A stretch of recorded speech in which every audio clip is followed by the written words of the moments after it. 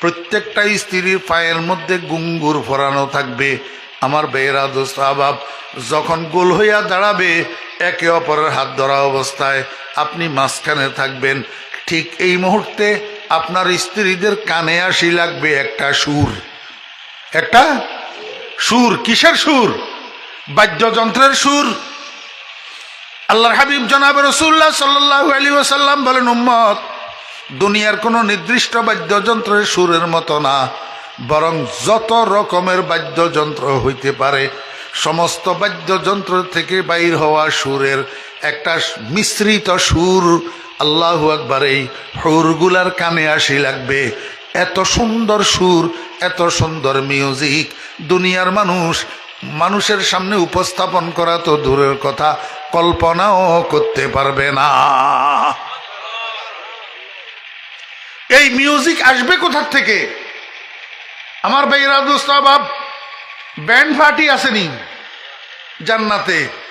ভাড়া করা band party, যে তারা এখানে কেউ তবলা বাজাইতেছে, কেউ হারমোনিয়াম বাজাইতেছে, কেউ বাঁশি বাজাইতেছে, কেউ কাঁসা বাজাইতেছে, সেখান থেকে মিউজিক্যাল সাউন্ড আসতেছে, বেহেশতে গোড়ার ডিম।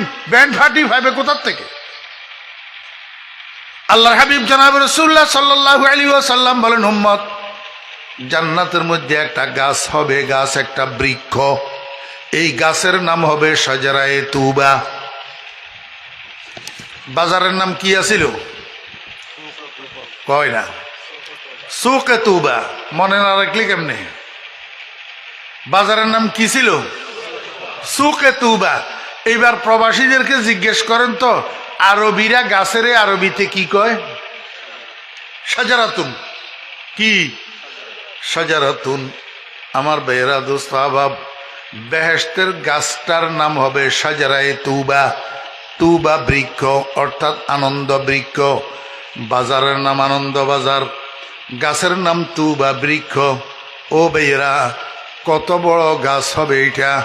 আল্লাহর হাবিব জনাব রাসূলুল্লাহ সাল্লাল্লাহু আলাইহি ওয়াসাল্লাম বলেন, বেহেশতের একটা দ্রুত যান,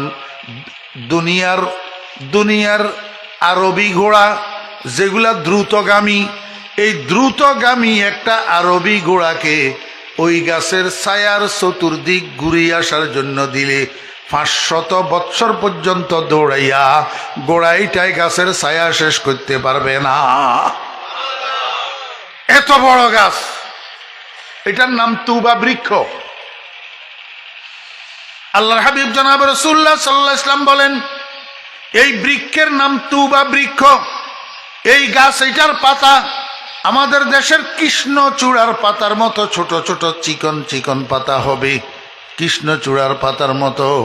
আমার ভাইয়েরা, আল্লাহর হাবিব বলেন, বেহেশতের উপরিভাগ দিয়া একটা বাতাস প্রবাহিত হবে, পিন পিন পিন পিন করি করি, হালকা একটা শীতল বাতাস। কোন দিক থেকে প্রবাহিত হবে? উত্তর দিক থেকে। আমার ভাইয়েরা, দক্ষিণের বাতাস গ্রীষ্মের বাতাস, এটা ঠান্ডা হয় না, গরম। কিন্তু উত্তর দিক থেকে যেই বাতাস প্রবাহিত হয়, ফিনফিন্না বাতাস, বাদে সারসার, এটা ঠান্ডা বাতাস হয়, হালকা বাতাস।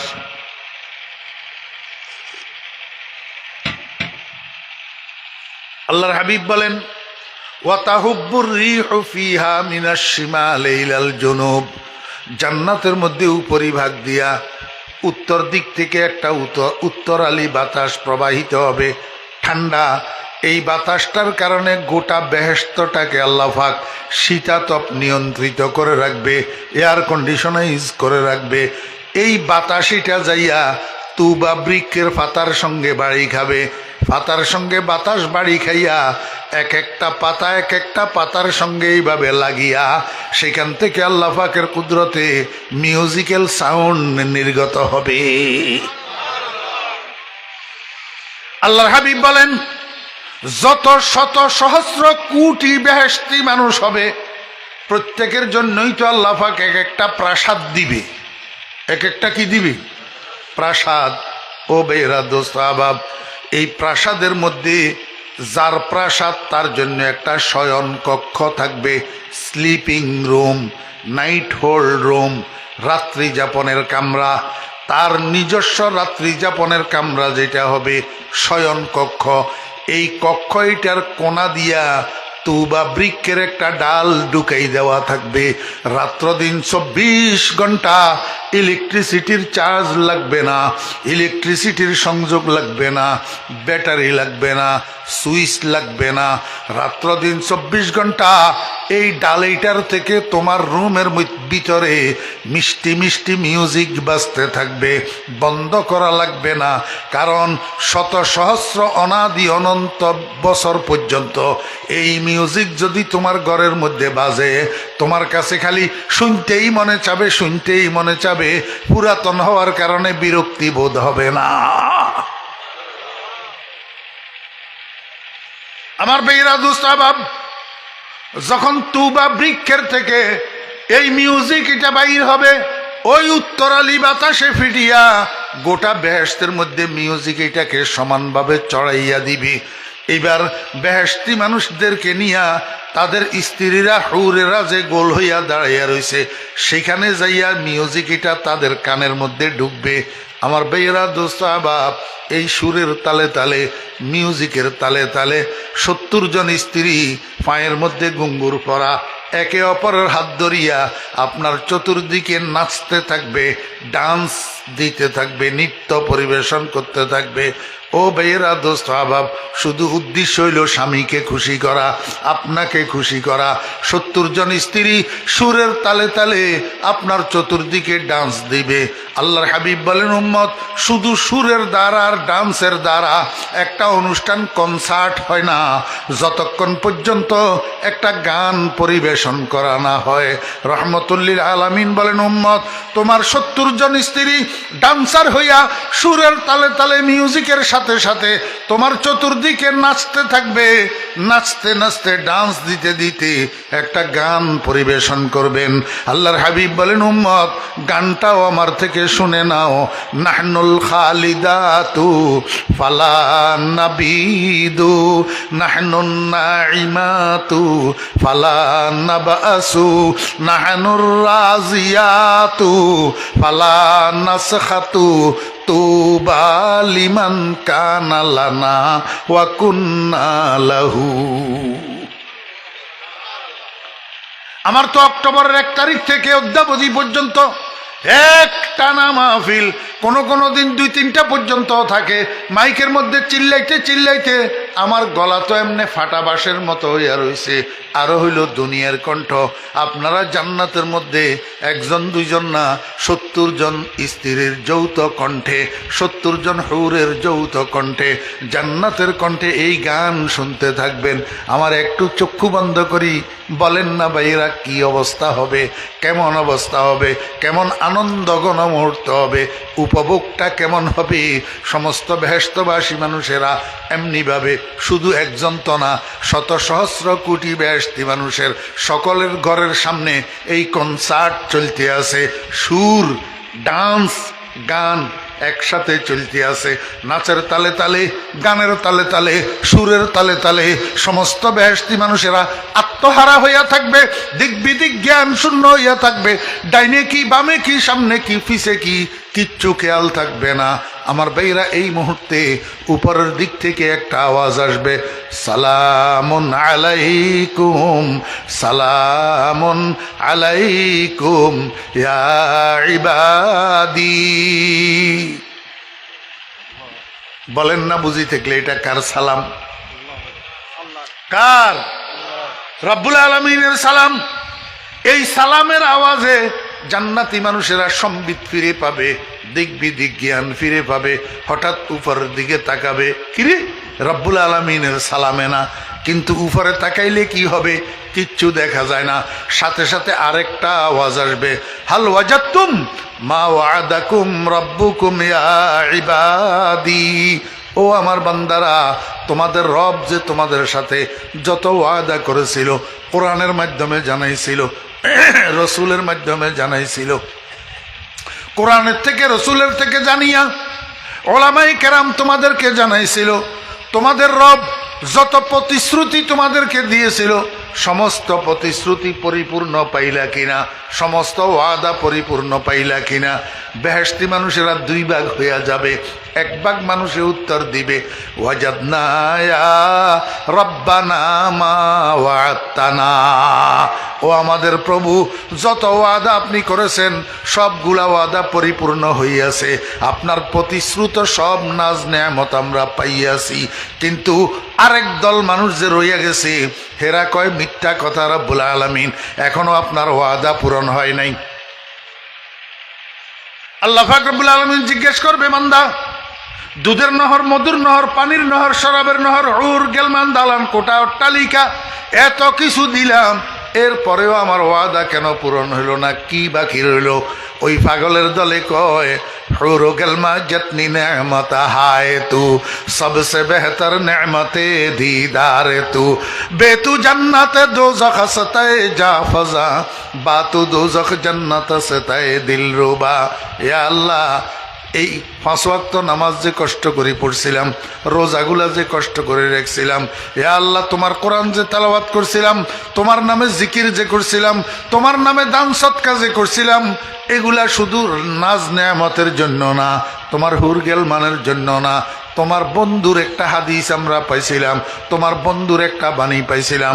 তোমার বন্ধু বলছিলেন 14 তারিখের রজনীতে আকাশের চন্দ্রটা যেমনিভাবে দেখতে পাই, তেমনিভাবে জান্নাতের মধ্যে তুমি রবের দেখা পাবো, তোমার দিদার পাবো। এ আল্লাহ, শুধু তোমার দিদারের পাগল ছিলাম, তোমার দিদারের জন্য জান্নাতের কামনা করছিলাম, এখনো তোমার দিদারের আশায় অপেক্ষায় বসে রয়েছি। রুহুটা বাইর হইয়াও যাওয়ার উপক্রম হইতেছে। রব্বুল আলামিন, বলো না তুমি কখন আমাদেরকে দিদার দান করিবা? আজমে দিদারে তুদারম জানে বরলবা আমদা, আজমে দিদারে তুদারম জানে বরলবা আমদা, বাজ গরদদে আবর আয়দ চিশতে পরমানে শুমা, খাহেশে ওয়াসলে জুদা লজ্জত দিদার জুদা, খাহেশে ওয়াসলে জুদা লজ্জত দিদার জুদা, কুচায়ে হুসন জুদা ইশক কি বাজার জুদা। রব্বুল আলামিন জিজ্ঞেস করবে, বান্দারা তোমরা আমাকে দেখতে চাও কিনা? সমস্ত বেহেশতবাসী মানুষ একসাথে উত্তর দিবে, ইয়া আল্লাহ আপনাকে দেখতে চাই, আমরা আপনার দিদারের পাগল।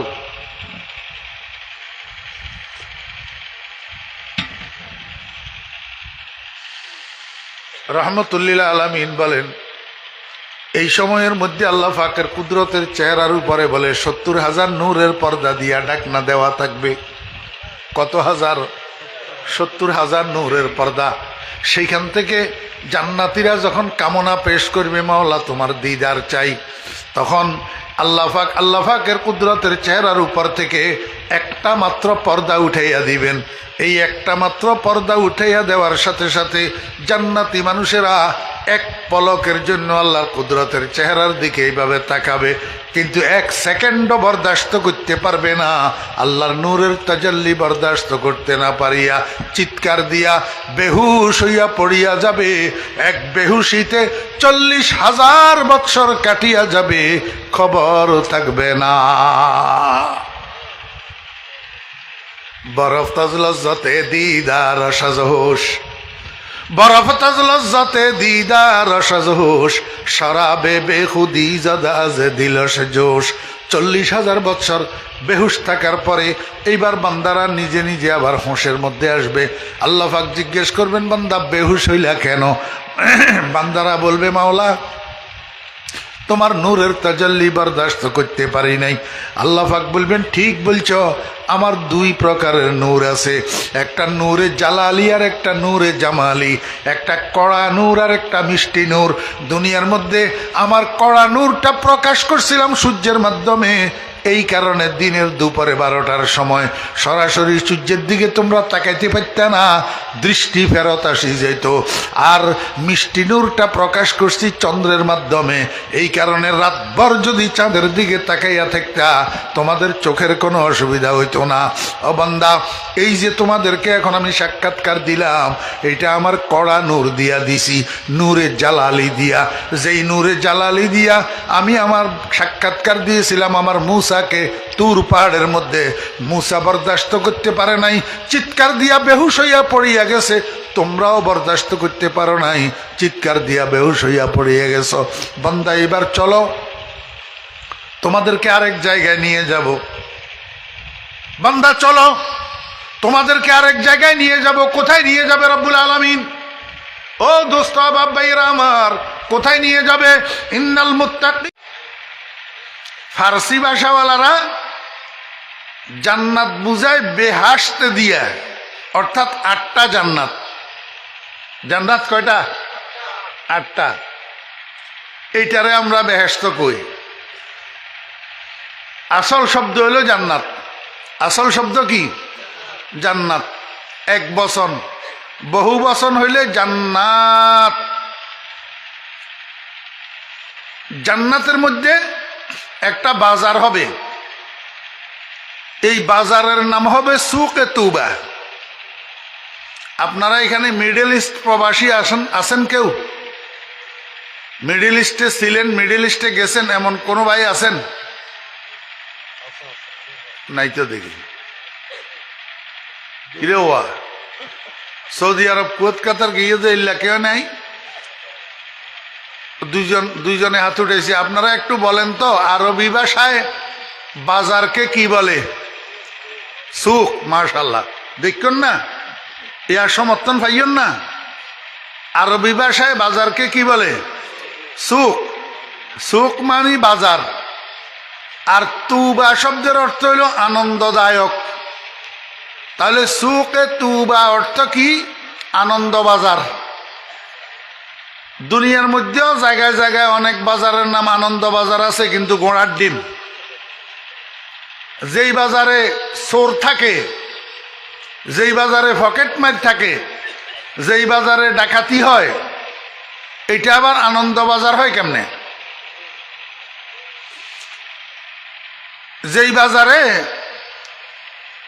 ব্যবসায়ীরা 1 কেজির জায়গাত 800 850 গ্রাম দেয়, ঠকায়, সেটা আবার আনন্দ বাজার কেমনে হয়? যেই বাজারের ব্যবসায়ীরা মালের মধ্যে ফরমালিন মিশাইয়া মানুষের জীবন নিয়ে খেলা করে, সেই বাজার আবার আনন্দ বাজার কেমনে হয়? যেই বাজারের ব্যবসায়ীরা সিন্ডিকেট করিয়া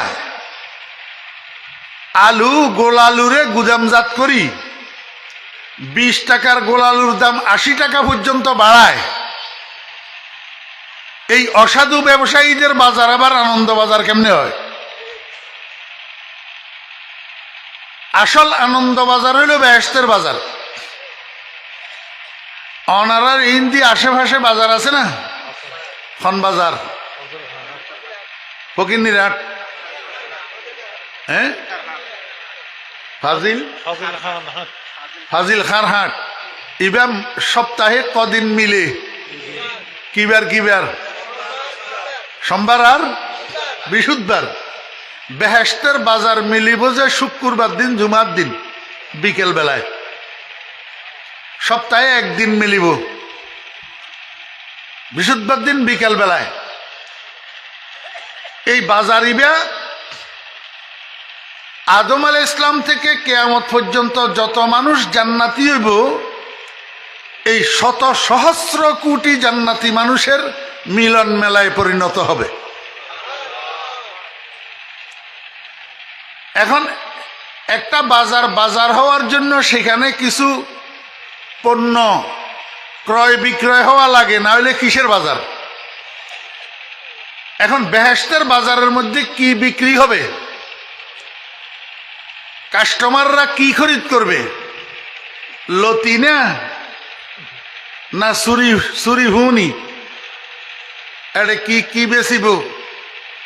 আল্লাহর হাবিব জনাব রাসূলুল্লাহ সাল্লাল্লাহু আলাইহি ওয়াসাল্লাম ইরশাদ করেন, আমার উম্মত বেহেশতের বাজারের মধ্যে অনলি ফর ওয়ান আইটেম, শুধু একটা পণ্য বিক্রিত হবে।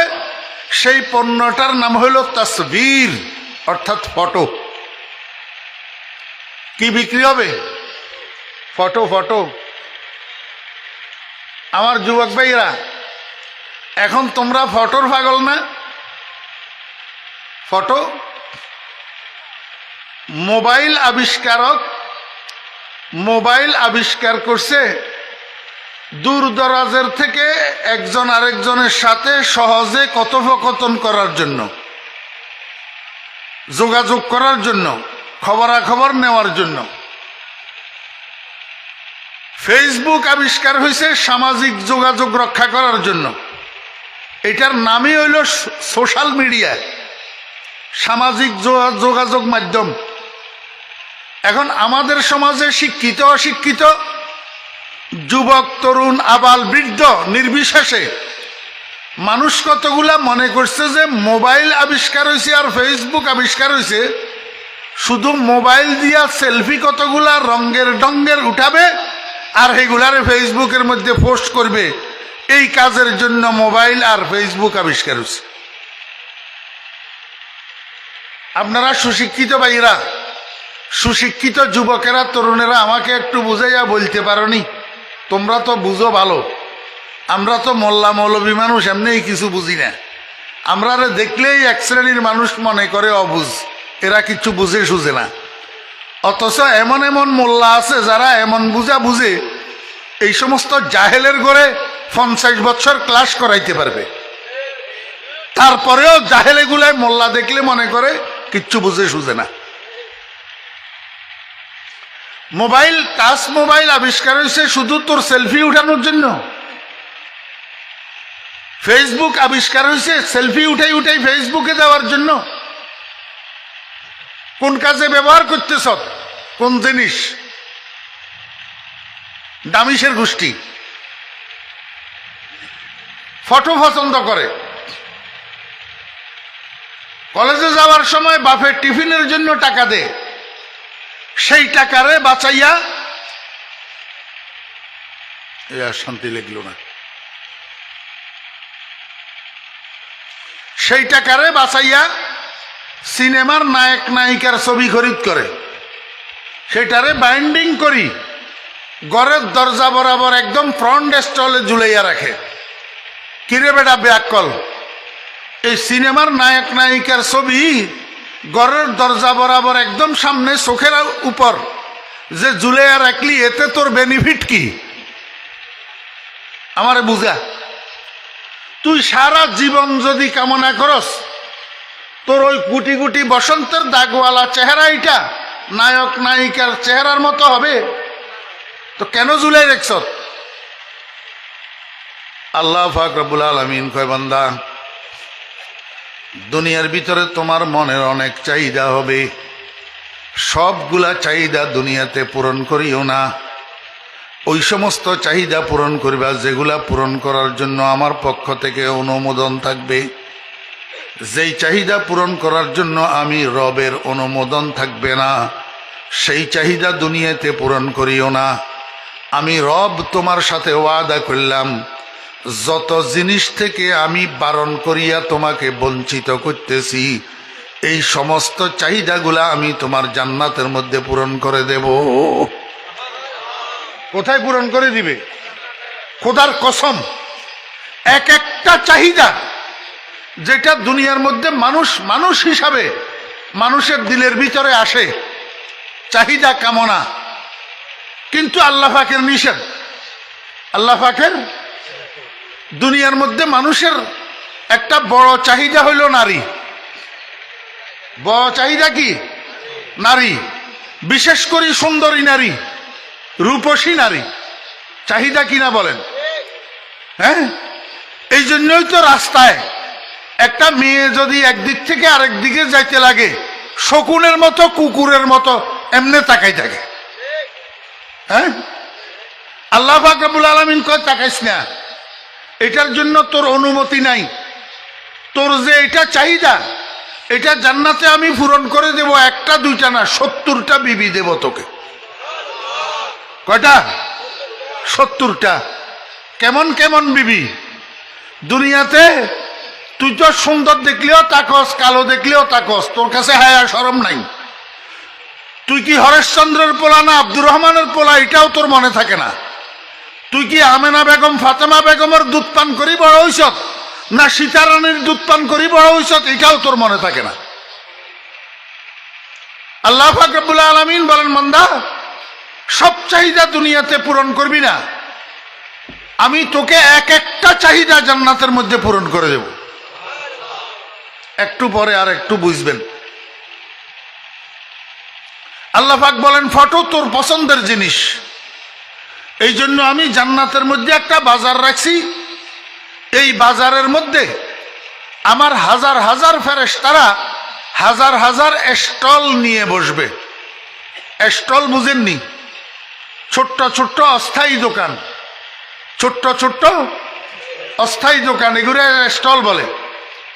আমার হাজার হাজার ফেরেশতারা হাজার হাজার স্টল বসাবে ওই অস্থায়ী বাজার শুক্রবারের বিকেল বেলায়, সুকে তুবা।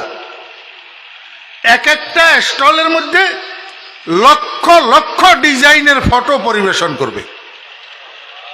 সামনের টেবিলের উপরে, ডিসপ্লের উপর লক্ষ লক্ষ ডিজাইনের ফটো রাখা থাকবে। বেহেশতবাসী মানুষেরা এই স্টলগুলার একদিক থেকে আরেক দিক পর্যন্ত হাঁটবে। হাঁটতে হাঁটতে ফটোগুলা দেখবে, দেখি দেখি ফটো চয়েস করবে।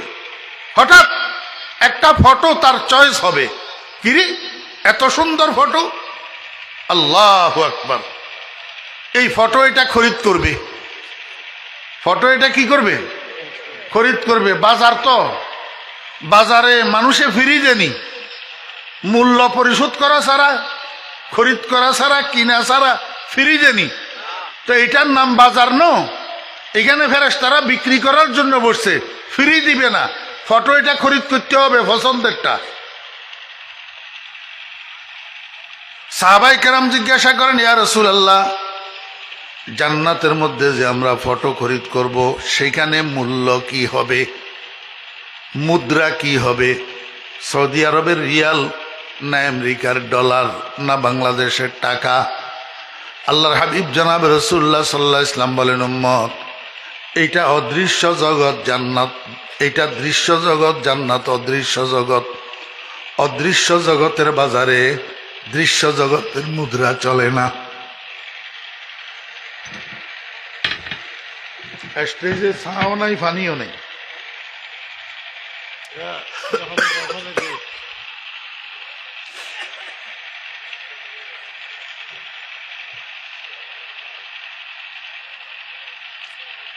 অদৃশ্য জগতের বাজারে দৃশ্য জগতের মুদ্রা চলে না।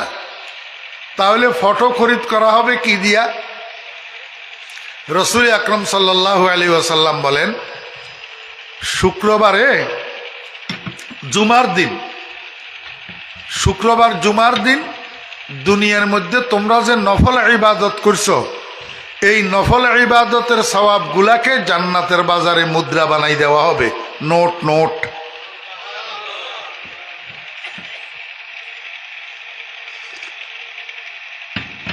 কথা আমার হইলে আপনারা বিশ্বাস না করলে পারতেন, কিন্তু কথা কার? মুহাম্মাদুর রাসূলুল্লাহ সাল্লাল্লাহু আলাইহি ওয়াসাল্লামের। রাইফেলের গুলি মিস হবে, আমার নবীজির জবান মিস হবে না। এত অকাট্য সত্যবাদী, এত বড় সত্যবাদী, এত বড় বিশ্বস্ত, এত বড় আমানতদার। আদম আলাইহিস সালাম থেকে কিয়ামত পর্যন্ত পৃথিবীতে না জন্ম হইছে, না জন্ম হবে। মুসলমানের সন্তান হইয়া নবীর কথা বিশ্বাস না করলে তুই গোড়ার ডিমের মুসলমান না, তুই তো প্লাস্টিকের আম।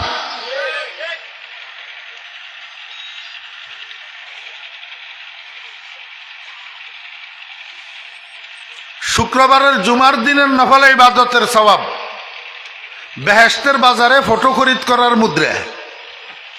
শুক্রবারের নফল ইবাদত কি? আমার ভাইয়েরা, দোস্ত আহবাব, যারা কোরআন শরীফ তেলাওয়াত করতে জানেন, শুক্রবার দিন ফজরের নামাজ পড়ি সর্বপ্রথম সূরা ইয়াসিনটা তেলাওয়াত করবেন। সূরা সূর্য ওঠা পর্যন্ত অপেক্ষা করবেন, সূর্য ওঠার পরে 4 রাকাত নামাজ পড়বেন সালাতুল ইশরাক। শুক্রবারের নফল ইবাদত দিনের 10টার সময় 4 রাকাত নফল নামাজ পড়বেন সালাতুদ দুহা, চাশতের নামাজ। শুক্রবার দিনে যেই কোনো একটা সময় বাইর করি কোরআন শরীফের মধ্যে একটা সূরা আছে সূরাতুল কাহাফ। এই সূরাতুল কাহাফটা তেলাওয়াত করবেন, শুক্রবারের নফল ইবাদত। সারা দিনের মধ্যে কোনো একটা সময় বাহির করি আব্বা আম্মার কবরের কাছে যাবেন, আব্বা আম্মার কবর জিয়ারত করবেন, শুক্রবারের নফল ইবাদত। আল্লাহর হাবিব বলছেন শুক্রবার জুমার দিন যে সন্তান মা বাপের কবর জিয়ারত করবে, আল্লাহ পাকের দপ্তরের মধ্যে তার নামটা নেক সন্তান হিসাবে লিপিবদ্ধ হবে। এখন কবর জিয়ারত করেননি, এই ব্যাপারে মুরব্বীদের কাছে দোষ বেশি। বুড়া হয়ে গেলে এইবার আর মা বাপের কবর জিয়ারত করার দরকারই মনে করে না, মনে করে যে আমি বুড়া মানুষ। আরে আপনি বুড়া মানুষের জন্য মা বাপের কবর জিয়ারত করার বেশি দরকার। শুক্রবার জুমার দিন ছেলেরা যারা পাশে থাকে কাছে থাকে,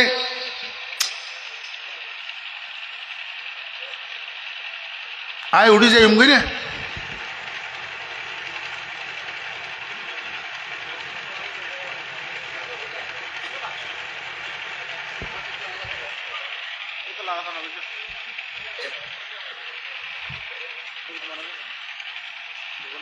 মনোযোগ আসেনি সকলের?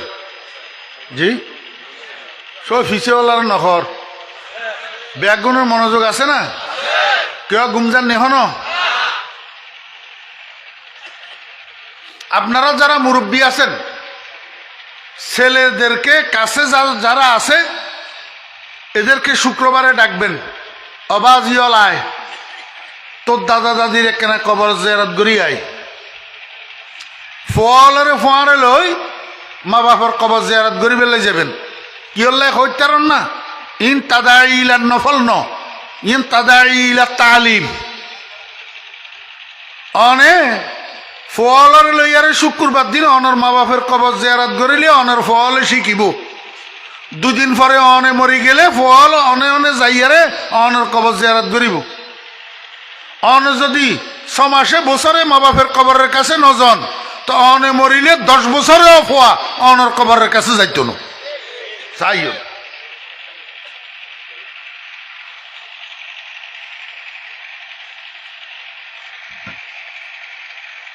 তুই বয়ার না শুনো রে, তোর ইন হয়তো কই না অনে বইয়েন বেড়া ঘরের মেজান ফরে খা অবাজ্ঞা বিদেশে বেড়া ইন দিব বেড়ে বল বুদ্ধি।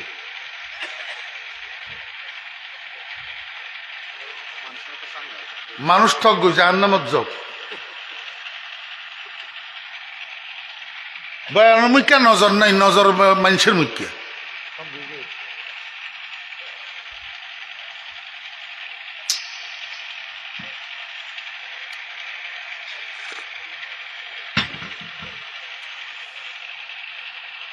মনোযোগ আছে না?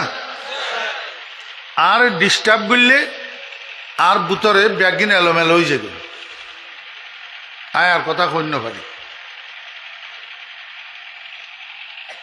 আয় অনারার লগে খসর খসর করি যে ইন্ন যাতে দরসের মধ্যে আর কাছে বখারি আসিল, আর ঘন্টা ইকে ইকে চাওয়ানো যাইত, জোরন্ন যাইত। জুরিলে এইবারে আই বখারি শরীফ আতত লই আরে 45 মিনিটের ঘন্টা খারাই থাক জুল্লিকা ইন জুরানোর জায়গা না। অমনোযোগী মানুষ আই দেই না পারে। আর যে কোনো মাহফিলের মধ্যে যে তারা ইন্তজাম করে তারা বয়ান ন শুনে হবা মানুষের দর দে মানুষে আইয়ারে বয়ান শুনে ইন্তজাম করে যে তারা না শুনে, তারার উপকার কোনো উপকার নয়।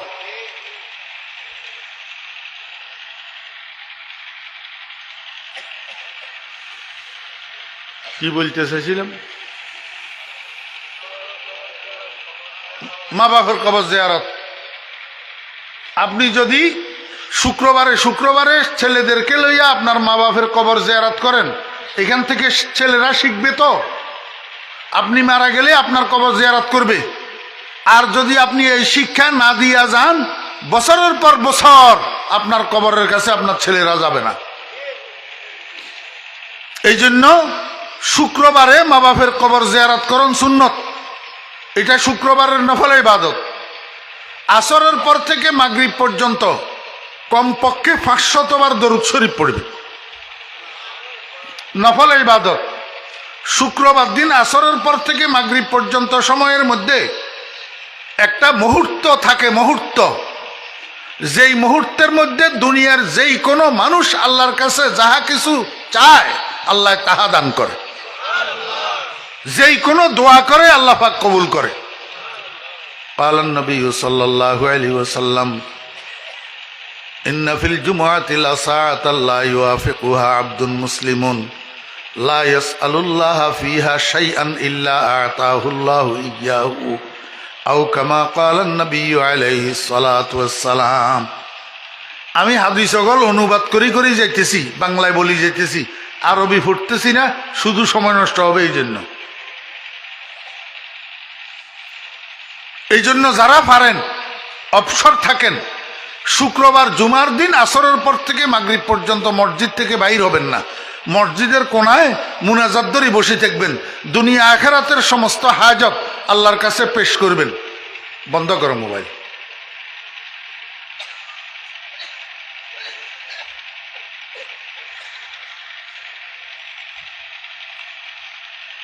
এই অল্প কয়েকটা বললাম শুক্রবারের নফল ইবাদত, এর মধ্যে থেকে দুই একটাও যদি মনে রাখতে পারেন, যদি এগুলা পালন করেন, তো ইনশাআল্লাহ বেহেশতের বাজারে ফটো খরিদ করার মূল্যটা দুনিয়ার থেকে নিয়ে যেতে পারবেন। এই শুক্রবারের নফল ইবাদতের সওয়াবকে আল্লাহ পাক জান্নাতের বাজারে মুদ্রা বানাই দিবেন, সেই মুদ্রা দিয়ে আপনি পছন্দের ফটোটা খরিদ করবেন। আল্লাহর হাবিব জনাব রাসূলুল্লাহ সাল্লাল্লাহু আলাইহি ওয়াসাল্লাম বলেন, একজন জান্নাতি মানুষ যখন তার পছন্দের ফটোটা খরিদ করবে, এই ফটোটাকে এইভাবে সামনে ধরবে, ধরি মনে মনে কামনা করবে, হায় রে হায় কত সুন্দর ফটো, আমার চেহারাটা যদি এই ফটোর মতো হইতো কত ভালো হইতো। মুখে বলবে না, শুধু অন্তরের মধ্যে কামনা আসবে। আল্লাহ কয়, বান্দা মুখে বলার দরকারও নাই, ওয়ালাকুম ফিহা মা তাশতাহি আনফুসুকুম ওয়ালাকুম ফিহা মা তাদদাউন। শুধু মনে মনে কামনা আসবে। রাসূল আরবি সাল্লাল্লাহু আলাইহি ওয়াসাল্লাম বলেন, 1 সেকেন্ড লাগবে না, এমনি মুহূর্তের মধ্যে আল্লাহ পাক কামনা পূরণ করে দিবেন।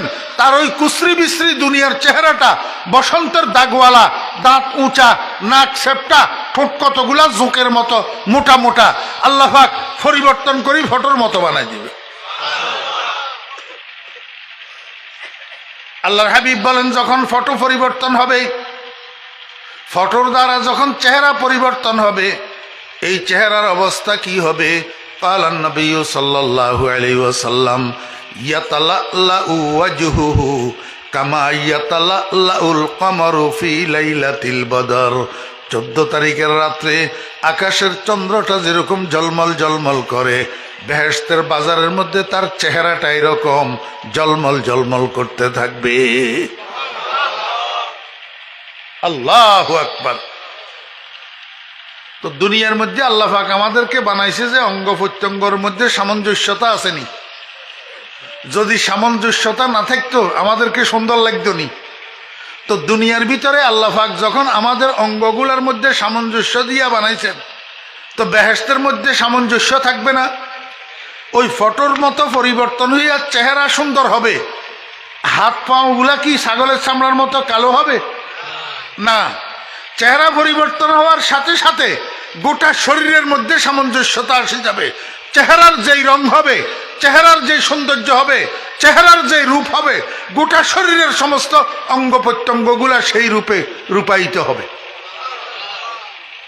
আমার ভাইয়েরা দোস্তাবাব, এখন বাড়ির দিকে ফিরবে। বাড়ির দিকে আপনারা বিকেলবেলায় এই ফাজিলের খান হাটে যান, যে বাসার থেকে যান, বাড়ির থেকে যান, বাজারের কাজ শেষ হওয়ার পরে আবার কোথায় আসেন না? না বাজারে রাত্রে ঘুমান? আল্লাহু আকবার। বেহেশতের বাজারে যেই মানুষগুলা যাবে, এরা ঘরের থেকে গেছে না? জি। তো যাওয়ার সময় ঘরের মধ্যে ঘর একা রাখি গেছে না, বউ রাখি গেছে না? আপনারা বাজারে যাওয়ার সময় বউ রাখি যান না? কয়টা? একটা। আর বেহেশতের ঘরের থেকে বাজারে যাওয়ার সময় বউ রাখি যাবেন 70টা। কয়টা? আমার ভাইয়েরা দোস্ত আবাব, এক একজন বেহেশতি পুরুষকে আল্লাহ পাক রব্বুল আলামিন 70টা করে স্ত্রী দিবেন, 70টা বউ। আর এই 70টা স্ত্রীর লিডার হবে আপনার দুনিয়ার বিবি। কিন্তু কখন? যখন দুনিয়ার বিবি, দুনিয়ার স্ত্রী দিনদার হয়, নেককার হয়, নামাজি হয়, পর্দানসী হয়, স্বামীর খেদমত করে, শ্বশুর শাশুড়ির খেদমত করে, সেই সুবাদে স্বামী স্ত্রী দুজন জান্নাতি হয়, তখন যাইয়া দুনিয়ার স্ত্রীর লিডার হবে। স্বামী জান্নাতে, স্ত্রী যদি জাহান্নামে হয় তো লিডার কেমনে হবে? টিস্যু কই?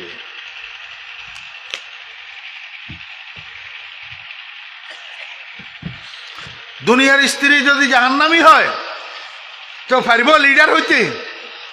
আমার মা বোনেরা, এমন ভাবে চলেন যাতে স্বামী স্ত্রী দুজন জান্নাতি হইতে পারেন। আর আপনার স্বামীর জন্য আল্লাহ পাকের দেওয়া 69টা স্ত্রী আপনি সহ 70 হবে, আর আপনি এই 69 জনের লিডারই করবেন। এটা যেন ভাগ্যে জুটে, সেইভাবে চলেন। বেপরদা চললে, নিজের চেহারা বেগানা পুরুষেরা দেখাইলে এটা ভাগ্যে জুটবে না, ভাগ্যে জুটবে না।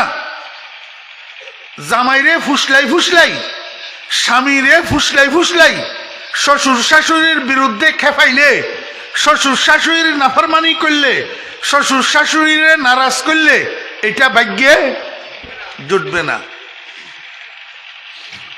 তবে এইখানে একটা কথা না কইলে আমার পেটের ভাত হজম হবে না, সেটা হইল এইখানে আমরা তো সব সময় একমুখী ওয়াজ করি, দোনোমুখী ওয়াজ করা চাই। এই ক্ষেত্রে কিছু কিছু শাশুড়িদেরও কিছু ভুল থাকে, শাশুড়িদেরও কিছু কি থাকে? ভুল থাকে। কি ভুল? শাশুড়িদের এক চোখ কানা থাকে, এক চোখ কানা। চোখ কয়টা? দুইটা। ঘরের মধ্যে মহিলা কয়টা? দুইটা। শাশুড়ির চোখ কয়টা? দুইটা। ঘরের মধ্যে মহিলা কয়টা? দুইটা। একটা ছেলের বউ আর একটা নিজের মেয়ে। একটা ছেলের বউ আর একটা নিজের মেয়ে। একটার নাম বাবি আর একটার নাম ননদ, হয় না? একটার নাম বাবি আর একটার নাম ননদ। শাশুড়িরা কি করে? ওই যেই চোখে ছেলের বউ দেখা যায় সেইটা খালি খোলা রাখে, আর যেই চোখে নিজের মেয়ে ননদ দেখা যায় এটারে বন্ধ করে রাখে।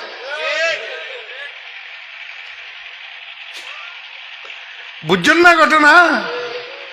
যত দোষ ছেলের বউয়ের দোষগুলা দেখে, নিজের মেয়ের দোষগুলা মোটেও দেখে না।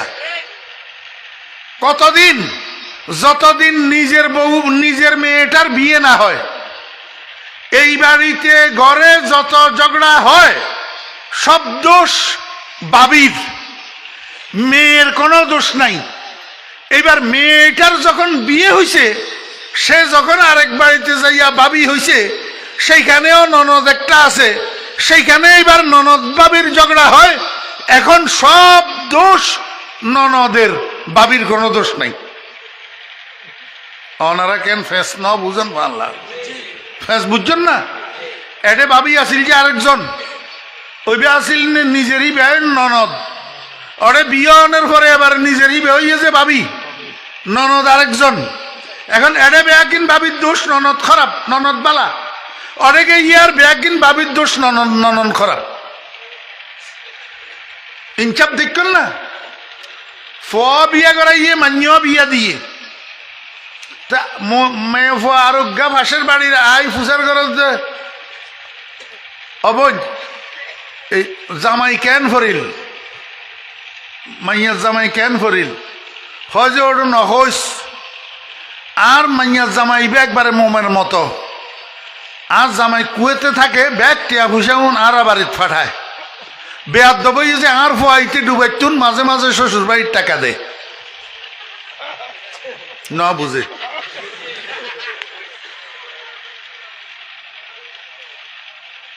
জামাই কুয়েত থাকে, ব্যাগ টিয়া ফুসাও না আর বাড়ির দিয়ে আল্লাহ দিলে মোমের মতো জামাই মিলাইয়ে আল্লাহ ও বেয়াদ দবাইয়ে যে আর হওয়াইতে ডুবাইতুন মাঝে মাঝে শ্বশুর বাড়ির টাকা দে। ওই শ্বশুর শাশুড়ি খাইবার লাই 1000 2000 টাকা ফাটাই যে ইটার লাই ফোয়াইবা বেয়াদ দব। আর মাইয়ার জামাইয়ে যে মা বাপর মাথাত লাথি মারি টিয়া বেগুন শ্বশুর বাড়ি ফাটাইবা বলে মোমের বানাইনা বলে। ইনসাফর ঘরত আগুন লাগছে না।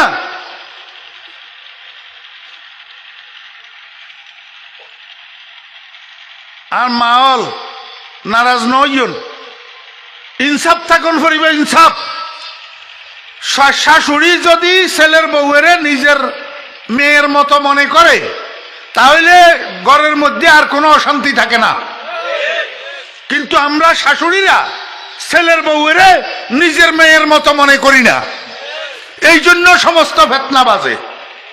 এখন ফাটা উতার ঘষাঘষি মরিচর রসাতল।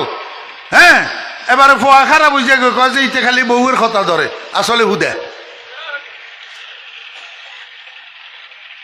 ইতাল্লাই ইনসাফ ব্যাগ সবার কাছে থাকা পড়িব।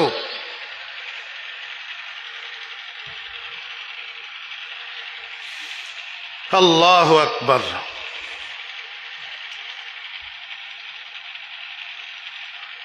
বিবিয়ে স্বামী রে হাত ধরি ঘরের পিছন দিয়ে জানালার কাছে নিয়ে গেছে। জানালার কাছে নিয়া স্বামীরে দেখাইতেছে, কয় যে এগুলা কি? কয়গুলা ডিমের খোসা। কয় যে কোথার থেকে আসলো? তো স্বামী কোথার থেকে আসলো বুঝো না? এটা তোমার ছেলের রুমের জানালা, তো এখান দিয়ে যখন ডিমের খোসা এগুলা দেখা যাইতেছে তাহলে তুমি বুঝতেই পারো তোমার ছেলে রাত্রে আসতে বউয়ের জন্য ডিম একটা একটা আনে আর বউয়ের ডিমটা খাইয়া খোসাটার জানালা দিয়ে ফেলে। এটা তুমি বুঝো না? তো বউয়ে বলতেছে স্বামীরে, কয় যে আমি কি তারে গর্ভে ধারণ করি নাই? আমি কি তারে লালন পালন করি নাই? সে আমার জন্য একটা ডিম আনে না, বউয়ের জন্য প্রতি রাত্রে ডিম আনে কেমনে? বউয়ে একটু আমার কথা মনে করে না? খালি ডিম খায় যে। তা এবার স্বামী বউয়েরে বলতেছে, ম্যাডাম আপনার স্বামী আপনার যৌবনকালে আপনার জন্য প্রতি রাত্রে 2টা করে ডিম আনত। আপনি 2টা ডিম খাইয়া এরকম খোসা জানালা দিয়ে বাইরে ফেলতেন, তখন কি আপনি কোনোদিন আপনার শাশুড়ির কথা মনে করছিলেন? আপনার শাশুড়ির কথা বলছিলেন? এখন কেন আপনি সেটা আবদার করেন? এবার কদূর আপনি জীবনেও কোনোদিন আমার পক্ষে করেন।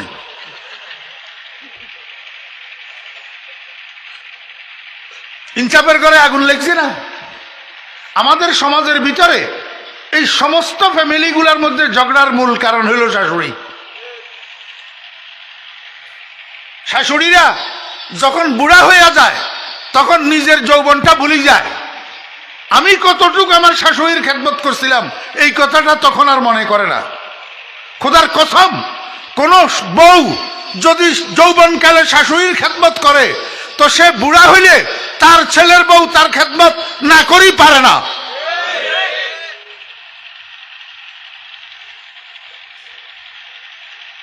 আমার মা বোনেরা, স্বামীর খেদমত করবেন, স্বামীর হুকুম মানবেন।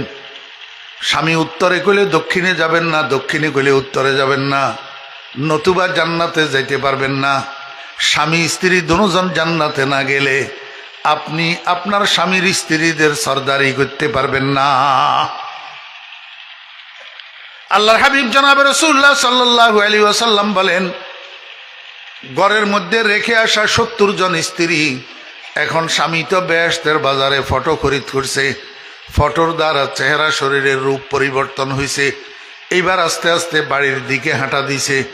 যখন ঘরের দরজা দিয়া ঘরের মধ্যে ঢুকছে, 70 জন স্ত্রী বসার থেকে উঠি পিছনের দিকে দৌড়াইতেছে আর লজ্জা করি করি বলে, কে আপনি বেগানা পুরুষ, আমাদের ঘরে কেন ঢুকলেন?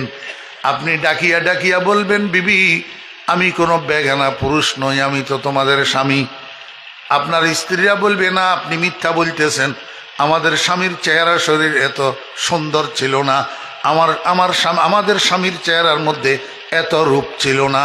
তখন আপনি বলবেন, বিবিরা বেহেশতের বাজারে আমি একটা ফটো খরিদ করছিলাম, আল্লাহর কাছে কামনা করছিলাম, আল্লাহ পাক আমার কামনা পূরণ করছে, এই জন্য আমার চেহারা শরীর পরিবর্তন হয়ে গেছে। তোমরা আমার কাছে আসো, আমার কণ্ঠস্বর পরীক্ষা করো, আমার কণ্ঠস্বরের মধ্যে কোনো পরিবর্তন হয় না। বিবিরা দৌড়াইয়া আসবে আপনার কাছে, আপনার কণ্ঠস্বর শুনি, এইবার তারা আপনাকে সার্টিফাই করবে, কথা তো ঠিক, আমাদের স্বামী না, আমাদের স্বামী। আপনার রূপে মুগ্ধ হইয়া 70 জন স্ত্রী ঘর থেকে বাইর হবে। ঘরের সামনে পার্ক থাকবে, গার্ডেন, এই গার্ডেনের মধ্যে 70 জন স্ত্রী একে অপরের হাত ধরিয়া আপনাকে মাঝখানে নিয়ে গোল হইয়া দাঁড়াবে। প্রত্যেকটা স্ত্রীর পায়ের মধ্যে গুঙ্গুর ফোরানো থাকবে। আমার বেয়েরা দোস্ত আহবাব, যখন গোল হইয়া দাঁড়াবে একে অপরের হাত ধরা অবস্থায় আপনি মাঝখানে থাকবেন। ঠিক এই মুহূর্তে আপনার স্ত্রীদের কানে আসি লাগবে একটা সুর। একটা সুর, কিসের সুর? বাদ্যযন্ত্রের সুর। আল্লাহর হাবিব জনাব রাসূলুল্লাহ সাল্লাল্লাহু আলাইহি ওয়াসাল্লাম বলেন, উম্মত, দুনিয়ার কোনো নির্দিষ্ট বাদ্যযন্ত্রের সুরের মতো না, বরং যত রকমের বাদ্যযন্ত্র হইতে পারে সমস্ত বাদ্যযন্ত্র থেকে বাইর হওয়া সুরের একটা মিশ্রিত সুর, আল্লাহু আকবার, এই সুরগুলার কানে আসি লাগবে। এত সুন্দর সুর, এত সুন্দর মিউজিক দুনিয়ার মানুষের সামনে উপস্থাপন করা তো দূরের কথা, কল্পনাও করতে পারবে না।